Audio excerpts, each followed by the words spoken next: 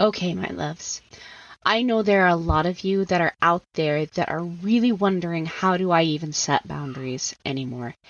Maybe you didn't grow up with great boundaries. Maybe boundaries weren't really modeled well for you, or maybe you were told that you cannot have boundaries. Maybe you're tired of being gaslighted in your relationships, and you're tired of feeling crazy all the time and guilty for trying to make a difference in your life. If this is you, then I want you to come schedule a call with me. Let's chat about the Unashamed Image Program. The Unashamed Image Program is geared towards you specifically. I am going to be helping you in our next upcoming session of the Unashamed Image. I am personally going to train you how to not feel crazy when someone is gaslighting you, how to be able to stand your ground, to keep your boundaries intact, and to also see through the bull crap. I am also going to be teaching you how to set really confident boundaries that you can really rely on. And I'm going to help you communicate them in a way that really makes sense. Basically, I'm going to help you live a life free of shame and on your terms. If you are ready and you are done feeling all the shame and guilt for trying to set boundaries, if you are not willing to live another moment the way you are right now and in somebody else's shadow, then this is the time to schedule that call with me. It's completely free, no pressure, just love, just support. Go to www.erinandersonthetraumacoach.com. Scroll down the page to where it says, Let's Chat About Working Together. Click on that button and it'll take you to my booking page. If you're ready to live the unashamed life, schedule that call. Let's get you in the Unashamed Image Program, my loves. From my heart to your heart. Bye. Hey, everyone. Welcome to another episode of The Other Side of the Struggle with Erin Anderson Betrayal Trauma Coaching. I'm Erin Anderson, your host.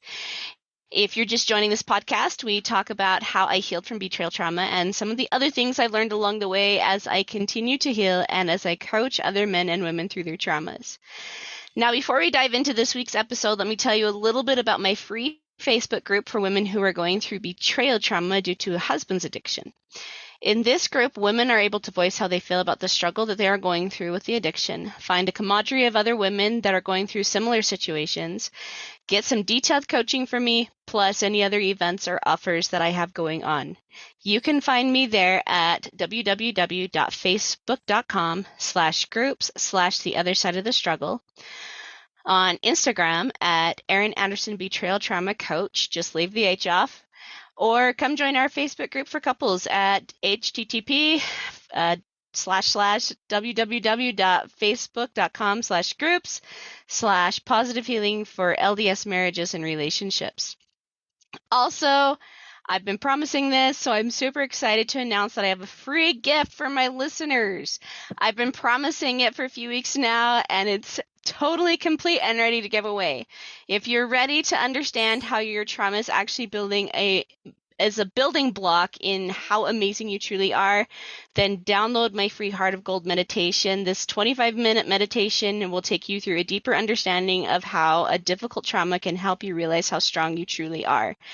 I really want my listeners to gain a deep love and appreciation for themselves, and this meditation is designed just for that. When you realize that the heart beating inside of your chest is truly an inspiration and that it is guiding you in your life, it helps you build a love and self-confidence that is truly very difficult to shake. So go and download this free gift at https://erinanderson.kartra.com/page/heart of gold. And I will make sure to add that into the description of the podcast as well. But with that, let's dive into this week's episode. You guys, this is another episode that I am crazy excited about. My special guest this week is going to be discussing setting boundaries with abundance so you can manifest more of it in your own life and relationships. Daniel Adams is the premier relationship coach in the marketplace for connective communication, emotional intimacy, and sustainable money growth. He loves doing connective couple vacation weekends in Nashville, one-on-one custom tailored coaching packages, and is launching a community for creators to access the tools needed to create millennial living one heart and one home at a time. I've been following Daniel on Facebook for a couple of years now and absolutely have loved the energy he's brought to me in my own abundant life. And his advice to me has been something that has left me with such an excited energy of what I get to do, and that is to create the paradise. Since paradise to me means the most beautiful and abundant life you can possibly imagine, and who doesn't want that? I immediately thought of him today for today's topic of discussion. I know you'll all love him as much as I do. So let's welcome Daniel. Daniel, welcome. I'm excited to have you here and discussing setting boundaries with abundance. Erin, what is up, creators? It's good to be here. Excited to connect with everybody today.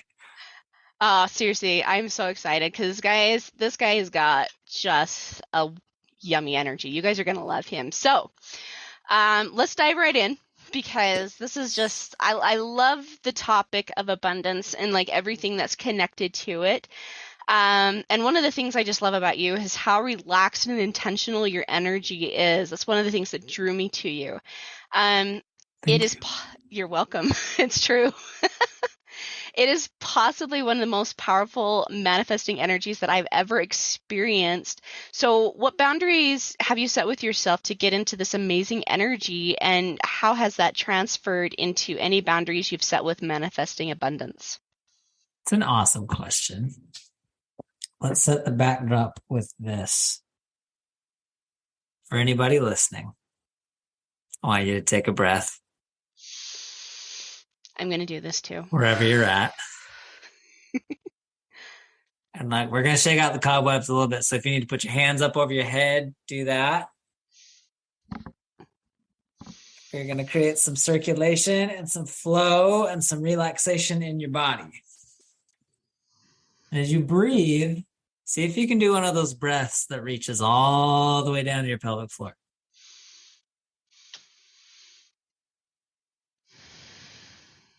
And let us connect head and root and heart. And what I'd love to plant in you and pollinate today, beautiful listenership, is the simple decision right now in this moment to create the life of your highest choosing. Are you open to create the life of your highest choosing? And breathe with that for just a minute and feel the power of that sitting in your root and in your heart and all over. Notice what shows up in your body as you consider, am I all in on creating the life of my highest choosing? It's one decision. You answer yes one time and your trajectory will forever shift, and this is part of the boundary. I love that. That is some serious powerful, just juicy wisdom there, because I did this with you listeners, sitting here and breathing in deeply, and that's actually one of the things that all the manifestors I've known teach is deep breathing, because it clears the mind, it clears your energy, and it gets you just kind of focused on some of the most basic stuff, and as you ask that question, are you willing to create your highest energy? All of a sudden, I even pulled a deeper breath and I was like, whew, yeah, life of my highest choosing. The life of my highest choosing. That's celestial for me. I love it. Right. I know where I'm headed. I know what I've committed to. I know what I said yes to across holy altars. Mm-hmm. And that's not just when Jesus shows up and snaps his fingers and, evaporates all the bad people and hugs all the good people. Yeah. It's a t- today, right now in this moment, is it possible to create the life of our highest choosing? yes. And I love it. I love it. Like that is those words are so intentional. Like, and that's one of the things that I'm trying to sit more into is my intentional energy and just being full of wisdom and power and creation, and I love it. Like it's really manifesting a lot of good stuff for me. But the life of your highest choosing, whew, like that's got some energy and some power behind that. So like you listeners, like I seriously want you guys to just like envision breathing that in and just claiming that, because that's an anchor. And if That you is an feel anything anchor. stirring in your body, let it rise. Seriously. Let it circulate, right? Because we talk about boundaries, and like boundaries are often like, well, somebody was a jerk to me, and so I have to hold this boundary to like protect myself to make sure that I never feel hurt again.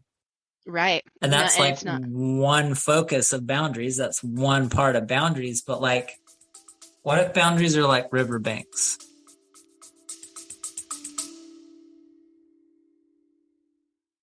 So how do you feel about boundaries?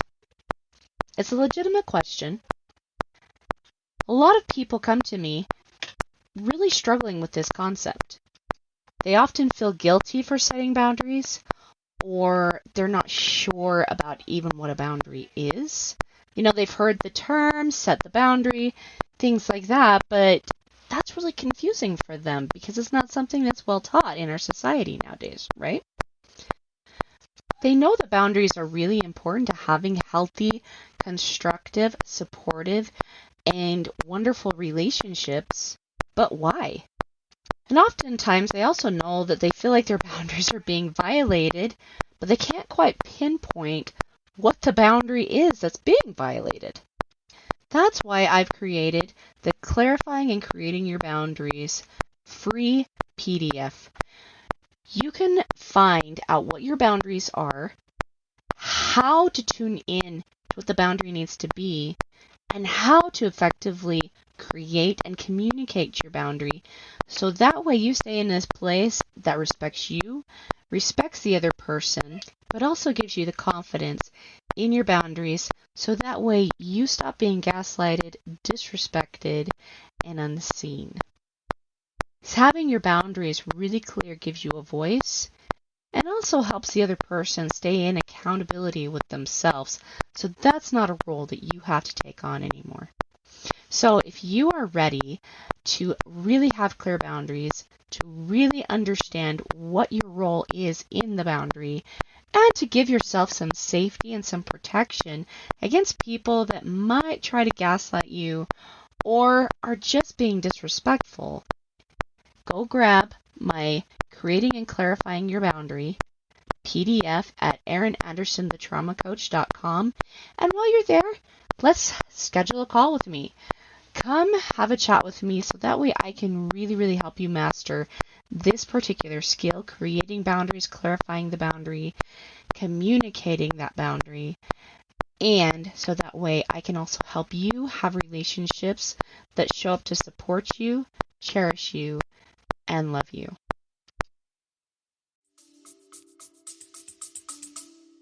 Right. And they connect the flow. Right. Because, like, if I've got a dam full of water, there's a whole bunch of pressure behind that dam. And if there's a spot at the bottom where all the water's coming out, that can come out in one of two ways. If I just let it go wherever, it's going to create a swamp, and that could be beautiful. Mm-hmm. If I put a whole bunch of riverbanks in place and I channel it and I put up some bounds or some walls or some guideposts, Mm-hmm. I can give it direction. I can harness it for its energy. Yes. So, like, yeah, boundaries are decisions. Boundaries are the way I see myself and other humans. Mm-hmm. Mm-hmm. And what if they're simply directions?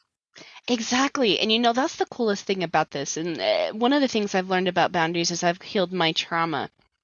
And I talk about this in my podcast and have, for the last several weeks as I've been discussing boundaries, but it's it's not all ultimatums and um you've done this, so I'm going to do XYZ, right? It is not just that. Like a lot of people get, I think, punishments and boundaries confused, and it gives boundaries, I think it gives boundaries like just a negative connotation. But as I Yeah. have been choosing to live my highest self and discovering what that is, I mean, it's a beautiful discovery. It sits you in a flow of like this river. And I think as you were talking about this, I was thinking about that moment in Frozen 2, when they break that dam, Right. you know? And then all this water, like there's the fear of that. Like I can like, when people are like, "Oh my gosh, but if I set boundaries, then boom, right? There goes the dam." But I love the magic that Elsa throws up to protect her house. And then the Totally. flow is able to go wherever it needs to go. And I feel like boundaries are kind of like that. You know what I mean? She channeled it. She directed it, right? There's a huge flow of energy. Hmm. It's restoring the magic. And she's like, here's a distinction, a simple distinction. The water does not get to come over here. It does get to go over there. And that's, Yes. you ask like, how's been my personal boundary? Like, what am I doing with myself and what am I doing with others?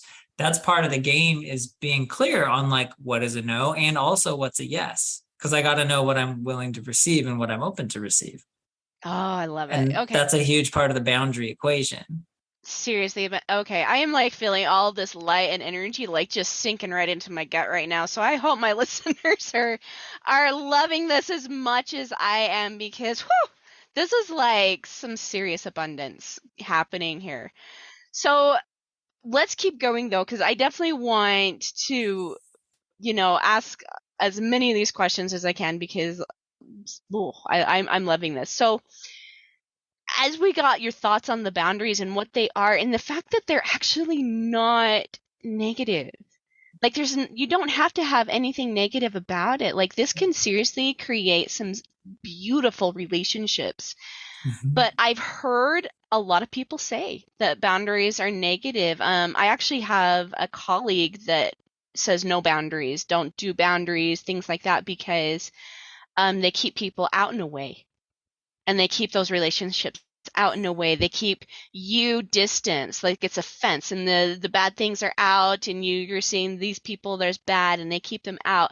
I don't agree. I personally don't agree. Um, like I said, I've talked a little bit about what my personal belief of boundary and it is, and you get to create with someone else to achieve a goal. I think Hmm. that's my personal definition, but I'd So love it's to like more of hear. a co-creation. Yes. Yes, and that's what I've seen. And I think that's when you create boundaries that don't get broken. You know what I mean? And I say that, and I know like boundaries, I also hear people say like boundaries are meant to be broken, and I can kind of see what they're saying there a little bit, but the way you choose to show up in that moment is either creation or destruction. You know what I mean? Yes. And you want to keep choosing that creation. So I'd love to hear what your definition, like what is your exact definition of boundaries? How do you honor that? And how honoring it has helped you create more abundance in your life?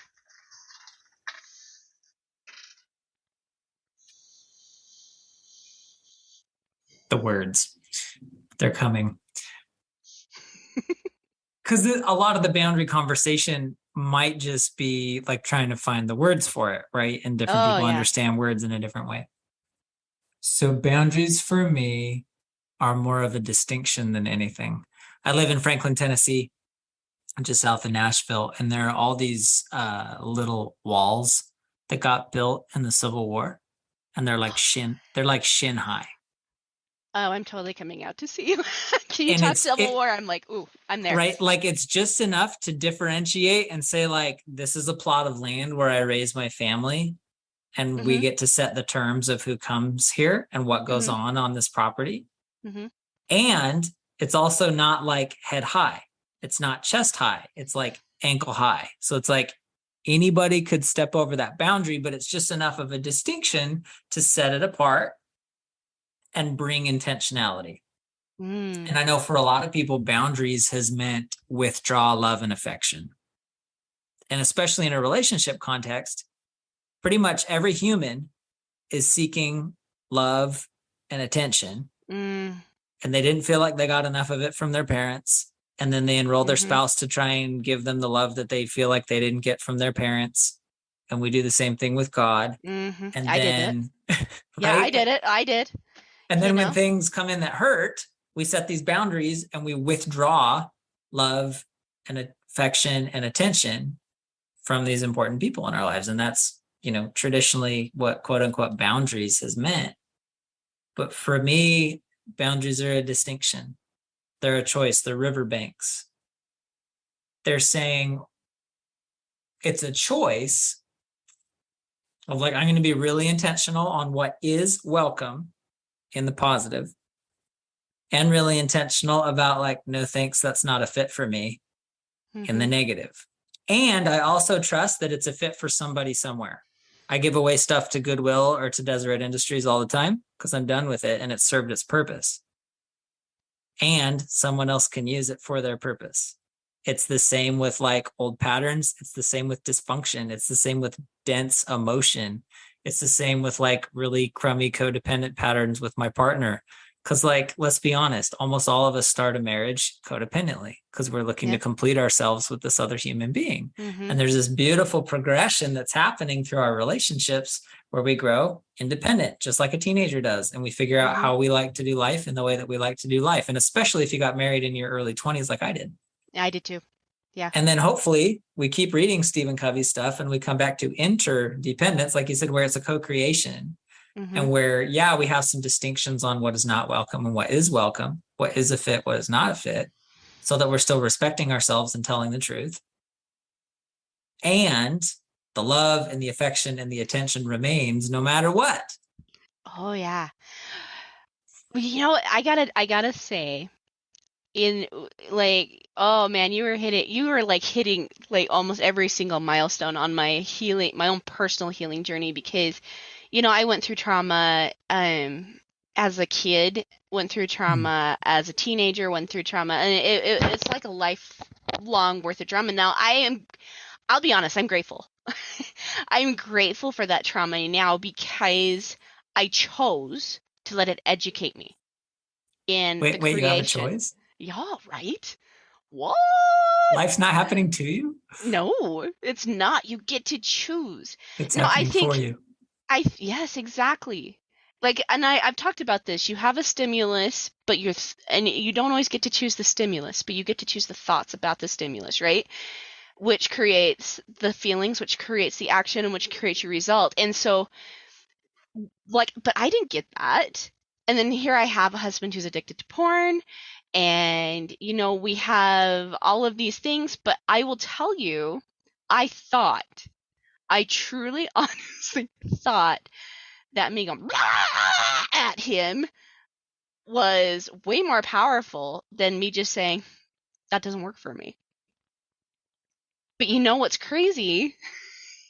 When I chose to question that, and when I was actually made aware that that's what the thought process was, and I was like, I wonder what would happen if I didn't freak out and I just told him, hey, that's not something that works well for me. What would happen? And you know what's crazy? He heard that. Because when you're sitting here like blah, freaking out over people that are creating betrayal trauma, or jobs creating trauma, or there's so many different ways that life hands us things that are like, oh, that's a lemon, right? I've seen numbers like 30% of partners cheat, Yeah, right? Stuff happens. like Stuff 3 happens. in And 10. I'm not saying that's okay, but you can sit like, he had no idea what to hear when I was sitting there like yelling and freaking out and trying to be bigger, right, than the Yeah. trauma. But when I sat back and was just like, that doesn't work for me. Whew, that hurt. He heard that. He got it. And And it like what was, did work for you? yeah. Yeah, exactly. And I was like, this is, And and I think we're still creating that.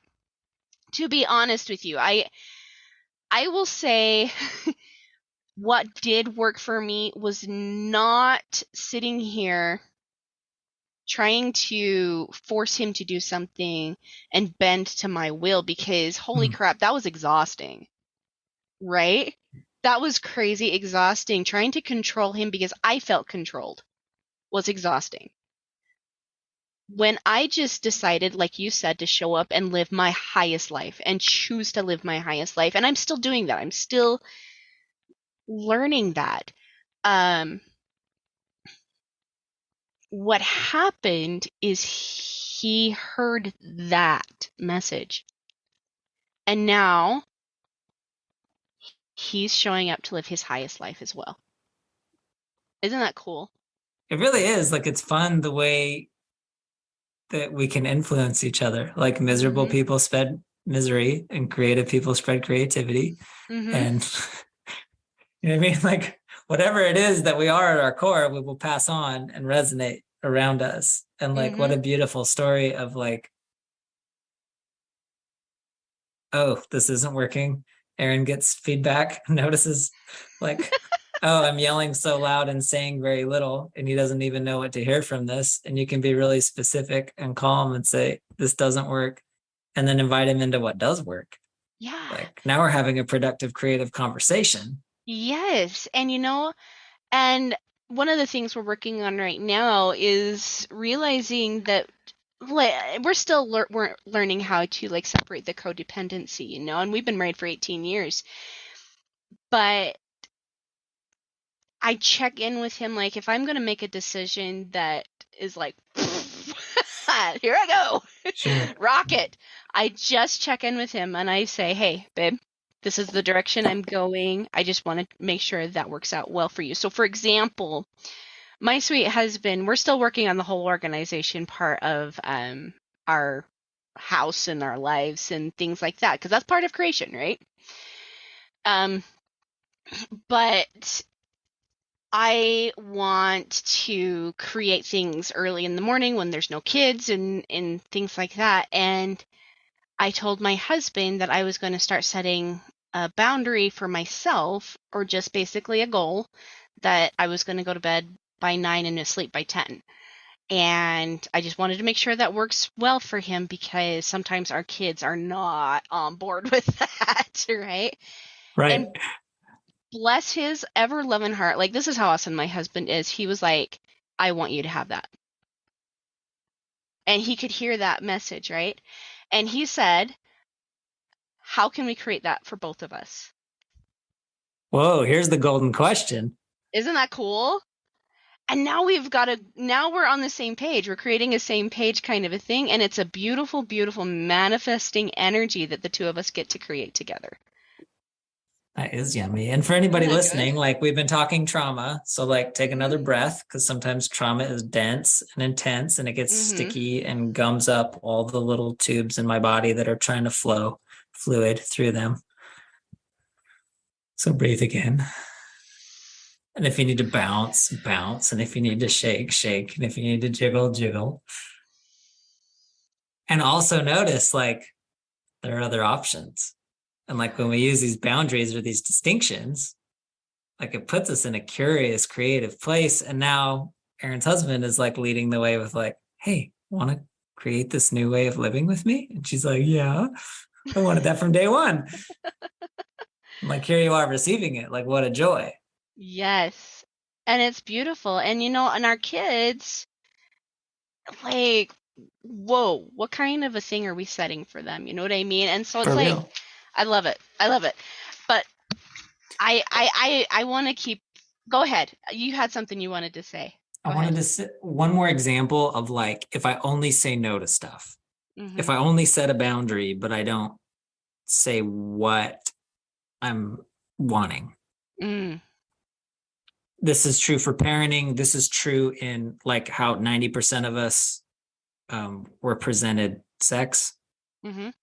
Right. Think about it. If I tell my kid, don't go play on the slide, don't stick your feet in the dirt, don't touch that grass, don't touch the knives, don't touch the stove, like what kind of a world am I sculpting for my child? Like, yeah, boundaries are strong, but like there's a good chance they're going to feel real controlled, and they're Yep. either going to like break out and start sneaking stuff, don't play screens longer than an hour or whatever it is. Don't watch porn. Don't, right? And think Right. about how we were taught sexuality. Don't Mm. touch Oh yeah. bodies on or above clothing or beneath, and don't kiss, and don't. And it's like, is there any wonder that porn is a $14 billion industry? Because what do you do? What do you do? Yeah. Like we were never given like, here's what to do instead. Right. And it's not like, being curious about sexuality is a bad thing. That's normal.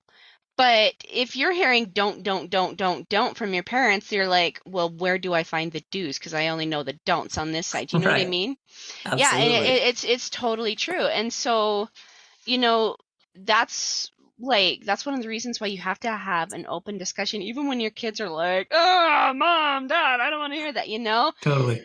I've got a 15-year-old, and so he's like, you know, Mom. yeah. But it's important that he knows like the beauty of that kind of creation, and why do we harness that beauty? Because Right. you can create that flood and have no boundary, right? Totally. Yeah.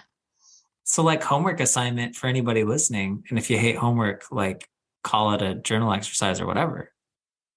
Like you're probably really well acquainted with what doesn't work for you. Mm. Lean into what does. Like list out like what is it you are Yes. desiring from your partner? What is it that you're desiring sexually? What is it that you're desiring from your kids? I know you tell them don't you dare come home later than 9. Make a request and ask them what to do.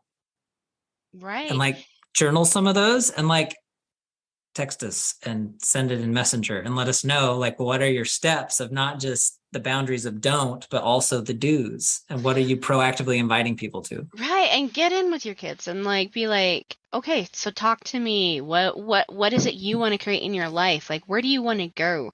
Have you considered like what this choice might create for that? Like, and this is one thing that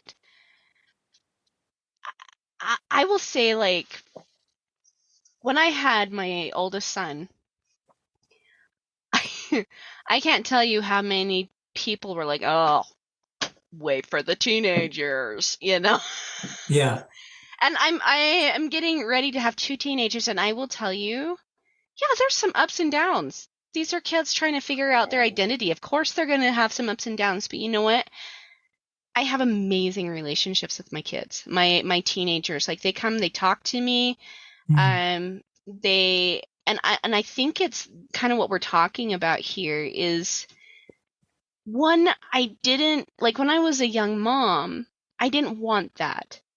I was really clear that I didn't want this headbutting energy between mom and teenager. I want my kids to be able to come back and be like, "Oh, mom, I totally mucked that one up." you Sure. know, and have like just know that there's not going to be judgment, there's not going to be anger, there's just going to be like, "Okay, cool. Let's see Yeah. what you want to create instead." We're all accountable here. Yeah. Yeah, absolutely. And yes, I'm their mom, but I'm really not better than what they are. And if I want them to do better than I did, well, then I got to show up. You know what I mean? Right. So I love what you're saying. Like, it's just, this is such a good conversation. This is so juicy. Great resonance. Yes, yes. And I was also going to say the kid that you were talking about when you were like, don't. The first image that came to my mind was the kid in the football helmet, the football pads, and having the bubble Totally. around him. Poor kid. I Anyway, will protect you forever. forever. Okay. So, one of the things I teach my listeners and clients about is the relational tiers, and it's basically your 4 main relationships. You've got God, self, others, and abundance. And it's just kind of like a garden fountain. Our relationship with God flows into our relationship with ourself, which flows into that relationship with others, and then finally our relationship with abundance.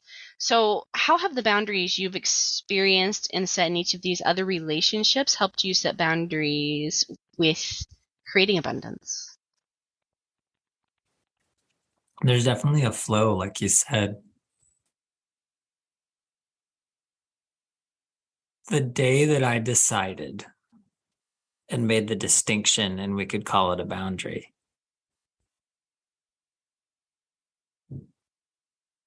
that I was not missing or lacking anything, Mm-hmm. was a special day. Ooh. Like it Isn't that? completely changed the way I relate to God. Yes. Because I had this moment with God where it was like, if God doesn't create anything that's imperfect,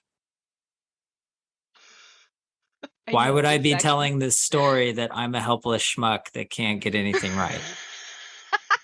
Right? Because, like, real talk, like my wife and Yes. I together combined income for the first 11 years of our marriage made $26,500 on average A year or a month? a year. It's really hard to Oh, run a family on. yeah. That's like, wow, I'm surprised. I mean, I'm actually impressed you did. Like, yeah, we just like didn't buy clothes for some years and was really intentional with what we asked for Christmas. Mm, And like, this was part of my way of seeing the world and seeing God of like, well, I'm helpless and I'm broken and I'm stupid and I'm carnal man and whatever. And this is how I related to God. But the day that I made the decision that I was full and complete and whole as I am, because God planted himself and herself in me, mm-hmm. how could that be flawed?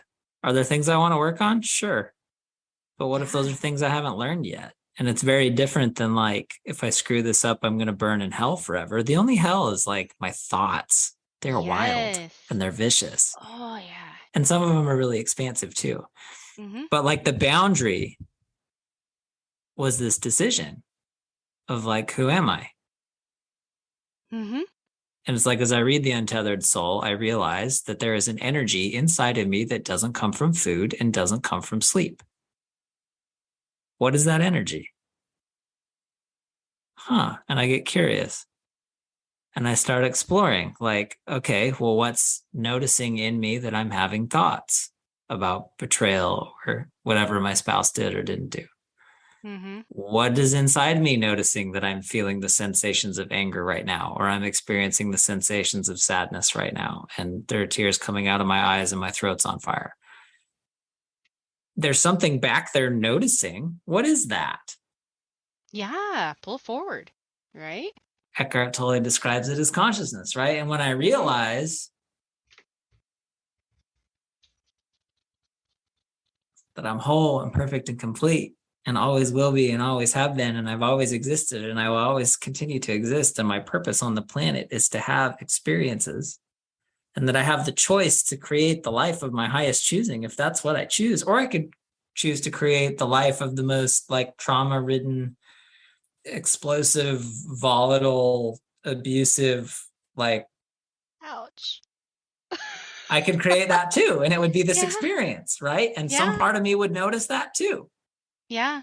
And that's that decision, that distinction is what changed everything with the way I relate to God, which changed the Yes. way I relate to me, right? Because I've been really hard on Yes. myself. And there's a little boy in Yeah. there Same that I've been here. trying to like step on and just like cram in the back room and scream, shut up at him every 5 minutes, every time he brings a need. And so one of the boundaries, one of the distinctions is to bring love to like every corner of myself. Mm-hmm. And I've been working with a lot of clients through Existential Kink. I don't know if y'all are I familiar don't. with that book. I'm not. But I know. Like like I've gone through a very similar journey, and I do like inner child work. But Yeah. yeah, is it kind of like that? The Existential Kink is very, very sexual and has some really salty language and may be offensive to some listeners. And also, if you can lean into what she's saying, it's a way to love every single facet of yourself, which, in my understanding, is exactly what God does. And if my stated goal is to become like my heavenly parents, don't I need to bring love to every single one of my experiences, whether it hurts or not? Absolutely. And Oh, so here's how I'm absolutely. relating to myself. And here's one of the Mm-hmm. distinctions of the Mm-hmm. boundaries and how I relate to self. Mm-hmm. Mm-hmm.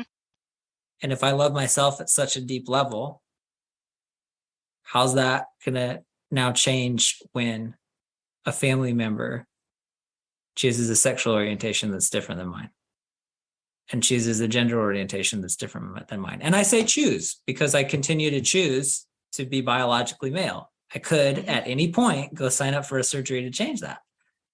Mm-hmm. Like I'm in choice, right? I am choosing to create the life of my highest choosing, and I've been intentional about it. This is one of my boundaries as I relate to myself, one of my distinctions, one of my choices, right? And it's like as I love myself and every facet of myself, the ugly parts, the,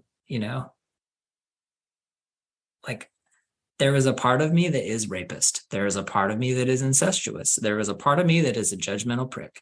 There is a part of me that is like foul mouthed and arrogant and belligerent. And like, these are all things that live inside of me.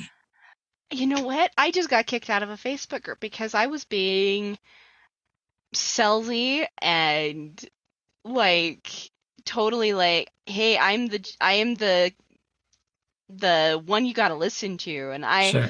and I wasn't like that was not my intention at all, but like that's the energy I brought to the group, and just kind of like that snake oil salesman. And yeah, there's a part of me there, right? Like we're not Right. perfect, but that's what we get to do is we get to love the imperfection. Right. But I love that scripture where it talks about, be therefore perfect. And at first, like that was so damning to me until I had a situation similar, like with what you had, of understanding ourselves as love, as an actual child of God. Like that's what it is, right? And when I thought about that scripture again, it was more of a just remember who you are, right? I love that Uchtdorf framework where he's like, all we're doing is pulling off the excess. Mm-hmm. You're already you. You're already divine. We're going to let go of all the things you're not. Mm-hmm. Let's just play that game. Well, and I think about it this way too. I've had 6 kids, and all of them have been beautiful, different experiences. As you go from creating that baby in your womb to passing it through your birth canal, right? But when you get that baby in your arms, it takes a minute for them to cut the cord. It takes them some time. Like they keep the birthing stuff on the baby, kind of wipe it up a little bit, and they don't actually bath the baby until like about 24 hours after the baby's born. And then after all of that is cleaned off, then you've got this perfectly plump little baby. And the thing is I think that life is one birth after another. We get And one death after another. and one death after another, exactly. And we get all of this stuff that gets thrown onto us, like moms whatever, dads whatever, my coworkers whatever, whatever it is. But that doesn't mean that we have to walk through life with that on us all the time. With something we get to consistently clean off and shine brighter. It's a great metaphor, Aaron. Like everything in its time. Mm-hmm. And purpose too. Like there's reason for the way they do things, right? Yeah, totally. Yeah, absolutely. So so let's chat about budgeting for just a second. That's a big boundary that people talk about when it comes to creating financial abundance. What kind of budgeting do you do, and what advice do you have for people who look at their budget and feel like it's hopeless and there's not enough?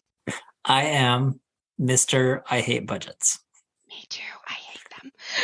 like one of my core values is freedom. Like I was born in Boston, Massachusetts. I am a son of freedom. Everything about me is freedom. And budgeting the way it was presented to me and the lived experience of it for many years of our marriage was that it was a reason for me to feel like I suck. Mm. Because I have really high standards for myself too. So it's like, well, here's where I want to be. And the budget is telling me a number that's like $12,000 lower than that consistently every month. And then I go into the shame cycle. So, like, back even to the previous question, like, here's another space where I get to go love the part of me that fails constantly and be with that and make that distinction, right? Part of what has shifted significantly for us is this concept of like, yeah, don't is important and do is also just as important. And especially for somebody who loves freedom as much as me. So for anybody listening, get out your pen and paper.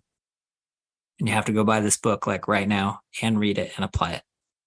It's Profit First by Mike Michalowicz. It's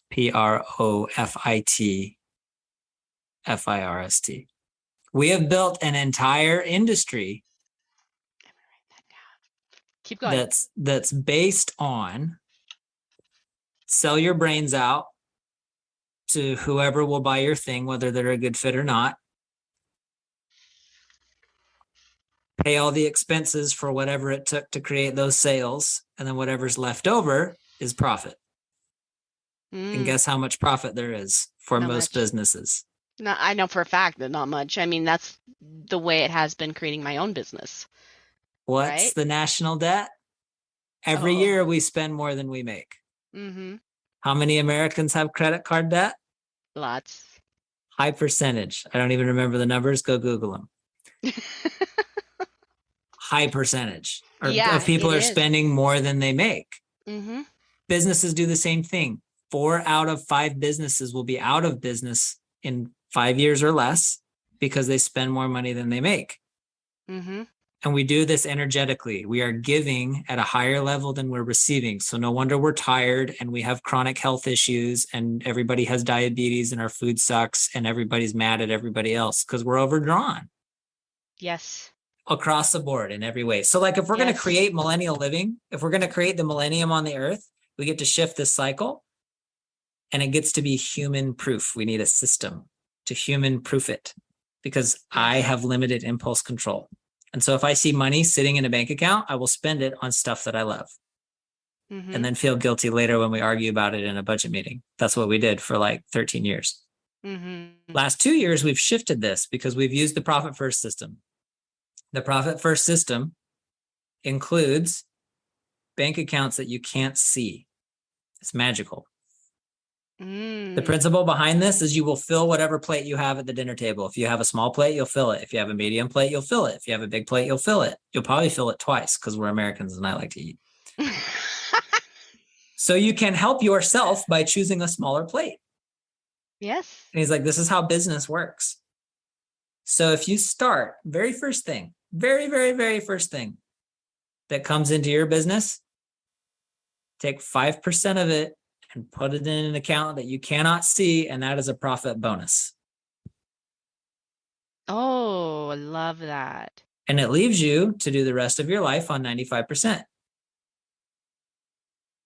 And we're taught something like that. You know what I mean? Right. It's a really similar principle. Wild how that works. Right. And the next 50%, if you're making less than $250,000 in your business, goes straight into payment for yourself, because if you don't work, neither does the business. Yep. And then you pay taxes and then you pay your payroll. And most people are like, we can't do that. And I'm like, I know. That's why you're burned out. Yep. And like, it's great to have a marketing person and it's great to have a social media person. It's great to have 17 VAs. And if you're not paying yourself, you will burn out within 2 years and fire all of them and lay them off. Yeah. Well, and I'll tell you something. I don't have any of that right now. Personally. I mean, it's just not where I'm at with my business yet. Sure. But you know what? I think it's a good thing because I know the way I want certain things run in my business. I know like the way I want my marketing to I know the way I want my Kartra to look. I know the way I want things to look. I know the way I want things created. And as I create, then I can find the people that will actually match that. You know what I mean? As I'm Yeah. getting ready to hand it over. And eventually I will. But I also, at this point, like, just recently, I used to be like, oh my gosh, I got to do all this, all this, all this, all this, and create all this crap, and my kids need this, and my kids need this, and my kids need this.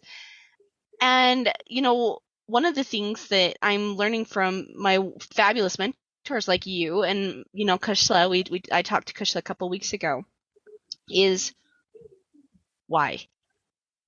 Is that the energy? Like, is that seriously what I want to create? Right. No.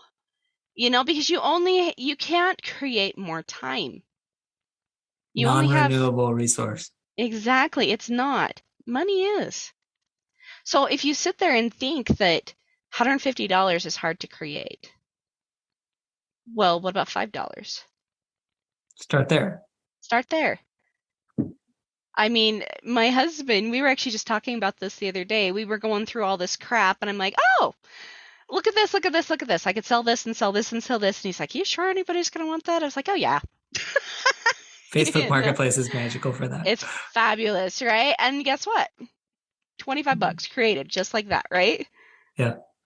And that's what's amazing is when you step out of the stress, you get into you get to kind of sit back and just observe what's not working. You know what I mean? Well, and I want to anchor to, like, yeah, I appreciate what you're saying so much. And it's like, we can create money from so many places and free up all this space. And that's part of the game. There's so much power in saying what your money is going towards instead of what it can't go towards. Yeah. Because for me, I'm driven by fun, right? And I want to tell a story of a real estate agent that I was working with. We freed up all her emotional capital. We got her comfortable, vulnerable, expressing herself. Husband started holding her hand for the first time in 20 years. Magical. Oh, love it. And then, not surprisingly, she had her first 6-figure month. Woo! And you will not believe how many people came out of the woodwork with ideas on where she should spend the $100,000 that came to her in a month. And what I loved about her integrity level was she was very committed to what the money was for. She had had a dream in 2005 to have all these rental properties. In 2011, they lost their shirt in every, whatever recession, housing craziness. And that was just this giant lump in her throat for 10 years where it was like, well, what if I lose my shirt again? I'm not going to do that. But desperately inside, she wanted to have rental properties, and she's called to that. She's an amazing host, and it aligns with her values so much. And so she finally declared, like, okay, I'm ready to do this rental property thing. I love it. And here's the number I need. So she got it up on her vision board, speaking to the abundance piece, right? She was super clear about it, and she did all the emotional work necessary to free up space. She has a $100,000 a month. And her kids were like, you need to take us to Hawaii. And like all these people were like, well, you should buy this, and you should buy this, and you should buy this, and you should buy this for me, and you should buy me a new car, and whatever else. And so she got to say no to all those people, even though she loved her kids.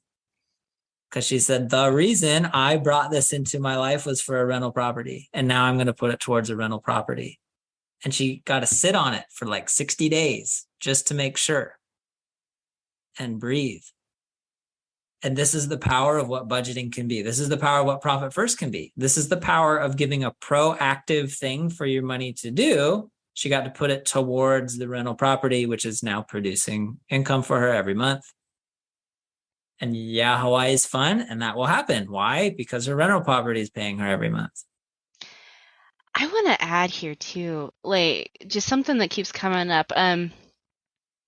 One of the things that, like, my energy, my body, like, me personally just loves to do is juice fasts. And I hear this all the time. It's not sustainable. And I even said that. It's not sustainable. But you know what's crazy? I am eating less yes, but I am feeling energized. I am feeling so abundant. I like my energy, like with creation, has just like exploded.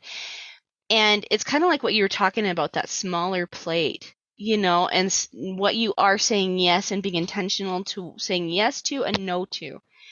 And I think, we think about, well, we need all this protein, we need all these things, we need, but dialing it in is powerful.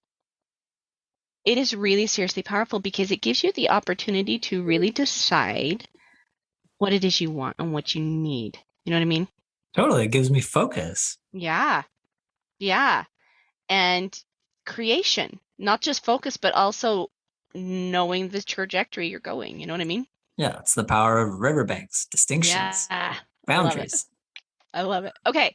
So two more questions because I know your time is short and I want to honor that. But so I'm totally going to ask you this question for my benefit. I'll be honest to my listeners. I gave Daniel a script, kind of like, okay, these are kind of some of the topics we're going to do. And this like one last question came in. I was like, oh, I got to add that. So I'm not even sure Daniel saw this, but um, this is for my benefit, to be honest. I know that one of my biggest weaknesses is I tend to way overthink processes. So like that is something that keeps happening for me, like the ways to create things I want, things I need to do, etc. Like I think about all my self-improvement stuff and I'm like, oh, I got to do this and I got to do this. And I'm like, oh, why isn't this happening? Maybe I need to do this and I need to. And so it's Uh-huh. like going on in my head sometimes. And all like I get kind of caught up in the what ifs and it causes me to struggle sometimes with an abundant mindset, right? Yeah. So, what kind of boundaries would you suggest to someone like me who overthinks because she's really wants this goal so that way I can manifest easier? One, thank you for your vulnerability. It's You're a welcome. beautiful brand of leadership. Two,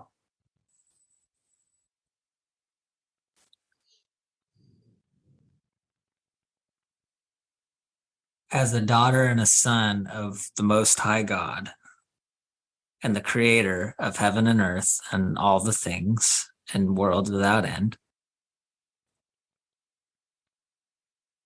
every time you speak, you attract. And molecules start organizing themselves based on what you most often visualize and what you speak and what I speak. When I'm clear and consistent, those molecules will continue to organize themselves until it happens. 80% of that happens when I can't see it. So I may be 78% of the way there to manifesting my thing, but I might be tempted to give up or distract myself by changing my mind and try and put words or thought or visualizations into some other thing, or a big giant emotional explosion of why my husband's an idiot or whatever else, which is Right. common for It many happens. creators, right? And Right. common It for me. happens. But here's the thing: understanding the law of how my thoughts and my words organize molecules, because the creator planted him and herself in me, I get to be specific and focused in what I speak and feel. And that's the boundary. Because I love every that. time I send it energy, literally, it's moving towards me. Molecules are organizing themselves, usually through another human being, to where this thing will show up in my life and there'll be some relationship that will help me create whatever it is I'm manifesting. Mm-hmm. Just keep going. Be specific, even if you don't see it yet. Every time you change your mind, the molecules start arranging themselves in a different direction. So don't change your mind. Do stay focused Stay focused on and what you let want to them create. coalesce and let the particles come together and organize themselves based on your thoughts and your words and your visualizations and your big emotion. And I think that, I think that's something that is totally worth spending some time on, and being intentional and making sure, like, that's one of my biggest things recently is I've been listening to Amy Porterfield, and she talks about intention and instead of productivity, like versus the productivity. And so, like, intention of, okay, I'm going to create time for myself in the morning to make sure that I am speaking what I want. I am actually attracting that to me, Yeah. I'm getting these high ticket, high roller clients, I that's where I'm at right now. But if you're not in that and you tend to overthink like I do, maybe you need to sit down and say, I am creating this. You know what I mean? What is it you want to create? Because sitting in fear stops us from being that creative manifester. If you're sitting here worrying, I know for me, if I worry about the what ifs, it's damming. I'm Totally. back to building that dam back up. You know what I Well, mean? and the molecules start going, Mm-hmm. okay, that's not what she wants. Happy Pocket Full of Money talks about this. I'm going to write that one down. Happy pocket full of money. It's a I great want book, that. Happy pocket full of money. right? Like when we think about something, molecules organize themselves. When we say, no, it can't happen for me because I'm fundamentally flawed, they're like, okay. And they Okay. start dissolving and they start going the other direction, right? If I change my mind and like, I really, really, really, really, really want. Well, and this is part of the reason why they say, whatever you think, you're right. Totally. Right? So if you think life is chaos, which is something I'm working on personally, that's what you create. But if you think life is organization, that's what you create. And and I love that. I love that energy. So, I know that you're totally best case thinker and always expect the best cases, but sometimes I just like to go worst case scenario with my guests because life can sometimes just really hand us the lemon situation, right? And there's a ton of uncertainty in the world right now. I mean, my husband, bless his ever loving heart, he's like, this fall the economy's gonna crash. We're all going to hell in a handbasket, And so I hear this and sometimes in my head, and I'm just like, I'm not worried. Like personally, if that happens, I'm not worried because I know what my strengths are. I know what I can create, and I'm in this creating energy. But for you, I want to know, like, say the economy collapsed tomorrow. We had an EMP, everything's wiped out. There's total chaos, tyranny. What kinds of things and thoughts will you still be choosing to have even when the world would tell us there's no hope? Number one, I am deeply committed to create the life of my highest choosing.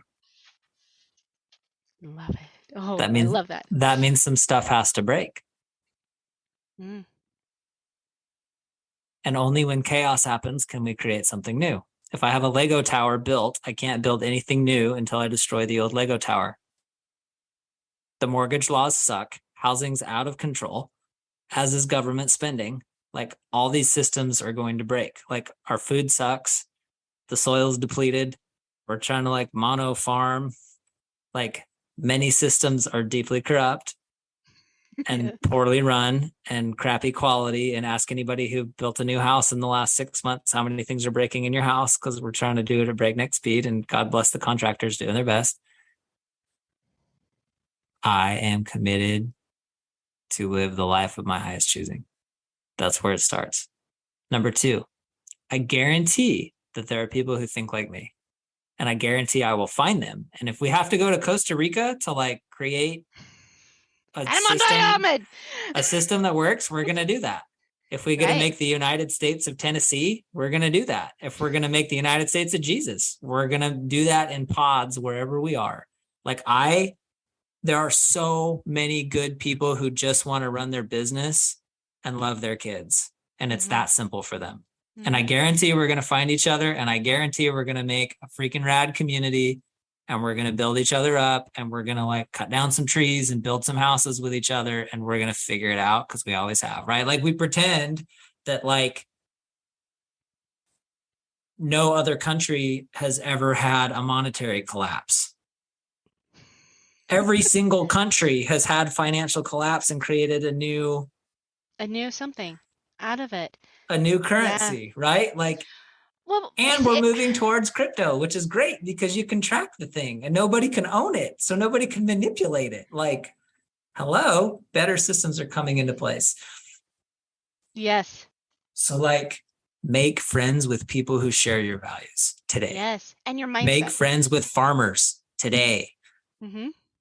Go find people who have different trade skills today and make friends with them. Mm-hmm. Get to know people who build stuff. Get to know people who garden. Get to know people in permaculture. Get to know people who are good at business. Get to know people who love children and love to watch children. Get people who educate, like build networks. This is part of creating a millennial lifestyle. The millennium's not an event. And it's not just you. Right. We're here Yeah. and we're here together. Like if inflation is driving us to anything, it's driving us to freaking share rent payments. Because we're all trying to make $4,000 mortgage payments, but why? Right. Cool. Share a house. You just cut your payment in half. That was simple. Right.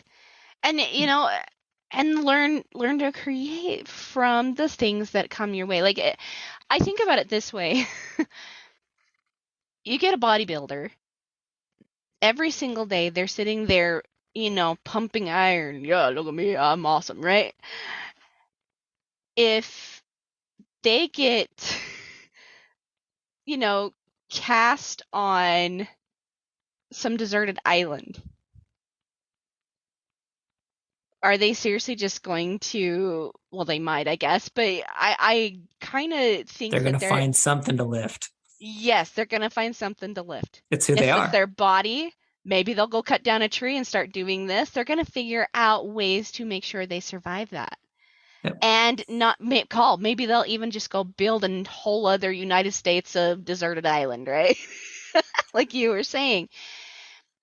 Just because a lemon comes our way doesn't mean that we have to just, there goes all of our hope, all of our peace. It's total chaos now. No, we don't have to do that.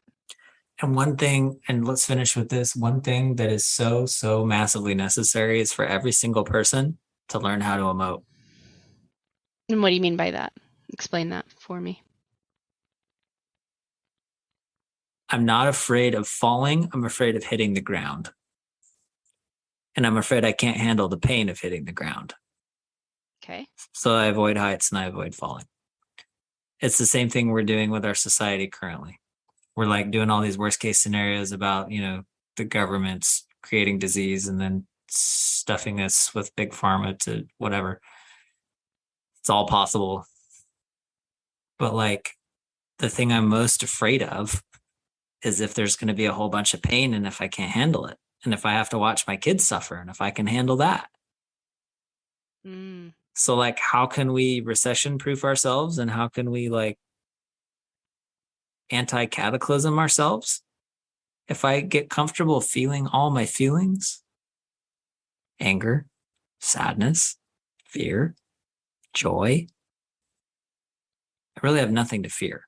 If I get comfortable with pain to such a level where it's like, okay, they put Viktor Frankl in a concentration camp and it sucked hardcore and they can't quench his spirit. And it's one of the most inspiring books on the planet. Mm-hmm. Same thing with The Hiding Place. I've read that one too. Right? Like there's something inside of us that fights for life. And like, if we get comfortable with pain and get comfortable with feeling and get comfortable with our fear, I don't need the outside world to change because it's heaven in my own heart. I love that. And I'm going to take my family on a boat somewhere and make paradise. Lehigh style, right? Invite me. And I'm going to find 6 other families that want to do that. And I'm going to find 30 other families that want to do that. And insta country built on values that we all care about. Yes. And this is what draws in Jesus. So we match his vibration and we get to do the United States of Jesus. And I got to tell you, I mean, this is one of the reasons why I love where I live. I've talked about it in this podcast, in like anything that you see me in. I talk about my Anna Green Gables, my Anne of Avonlea, my Prince Edward Island, and that's literally where I live. But yes, like we've got all this green, all this beauty, just like surrounded in this mountain country. But the thing I love is the community. people that are very like-minded. And I'm seriously not worried at all. Like if something happened, our whole community would come together and we would have like barbecues. Because how much can you seriously create if everybody brings a thing of something from your food storage, Right. right? There's always leftover at a war dinner. Yep. And everybody brings something. Always leftover at a potluck when everybody brings something. And so it's like we think that there's going to be all of this neglect. But I actually think something beautiful is about ready to come. Especially as we're prepared emotionally, especially as we're anchored with God, as we're bringing love to ourselves, as we treat other people with respect and love, especially as we're all keyed in on abundance and we get really good at focusing on the thing that we're manifesting and keep holding that visualization and those words and that picture because molecules are organizing themselves as we speak. Totally happening. I love it. Thank you so much for this conversation. You're welcome. Thank you. Like, I'm like, I've got some molecules that are moving here. Like, I love it. Do you have any like final thoughts you want to add before we wrap up here? Just that I love you, listenership, and we're here for special things, and we're here to usher in the millennium. So let's get to it. Love it. Oh my gosh, I love it. So yummy. Okay, so if my listeners want to contact you or reach out to you in any way, how would they do that? One really great place is on Facebook. Come find me, Daniel Adams.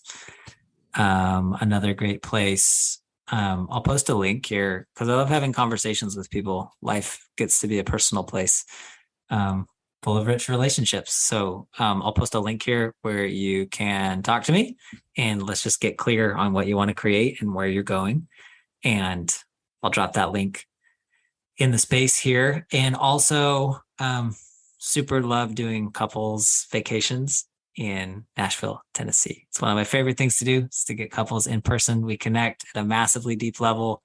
Got a Tesla for y'all to drive if that's interesting to you. There's a ton of amazing shops. We'll give you plenty of time for date night to do it in the way that you do it. Unforgettable memories, warm, personable.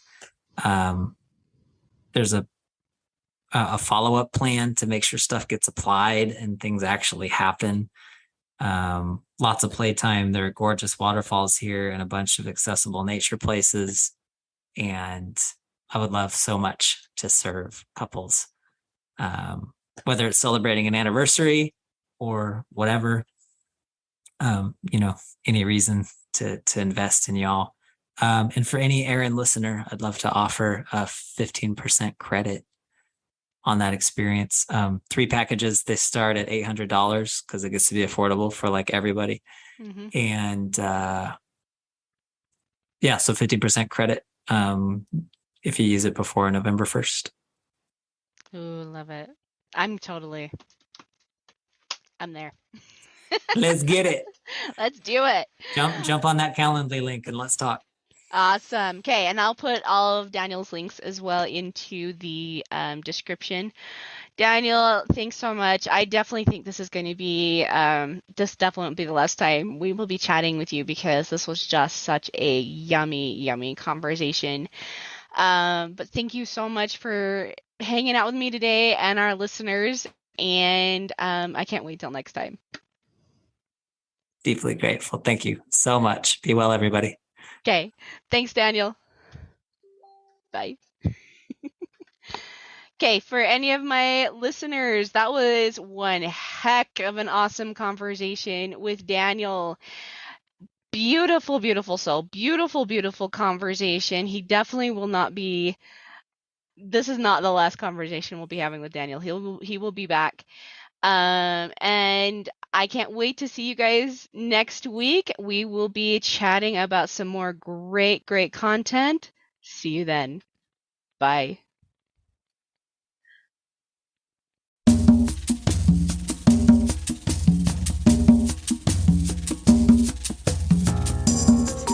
Hey guys, thanks so much for hanging out with me today. day and listening in on this podcasting episode.